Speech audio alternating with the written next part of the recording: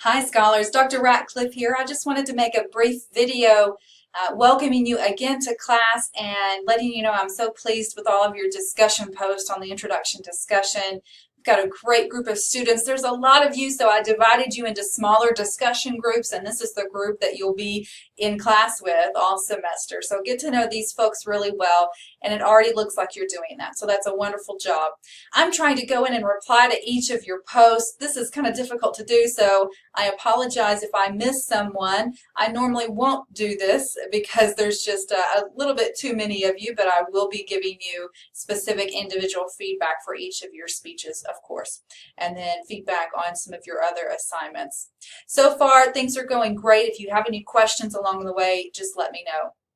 I wanted to talk a little bit about an attitude that may be helpful for you this semester as you take this speech class. I notice a lot of people, they post about, oh my goodness, I'm nervous taking this class. I don't really know how I should act, and it just is difficult to get in front of an audience. Like I said in one of my videos in the speech preparation module, this is very, very common. And so it's okay to be nervous. It's okay to have the butterflies, and hopefully this class will give you a little bit of an idea of how to handle that. But one principle I always like to talk about on the first day of class is this idea of perfection. And since we don't have a first day of class together in the same location, I thought I'd take time to make this little video. So many times people say, oh, if I get up in front of an audience, I'm going to mess up and everyone's going to see me. And so we feel like we have to be perfect in order to give a speech. This is not realistic because we're human beings, we're imperfect people. And so we should not place this burden of perfection on ourselves. Now, our goal instead should be toward improving and getting better each and every time. And so some of you have a lot of public speaking experience. Some of you may have never given a speech in your life.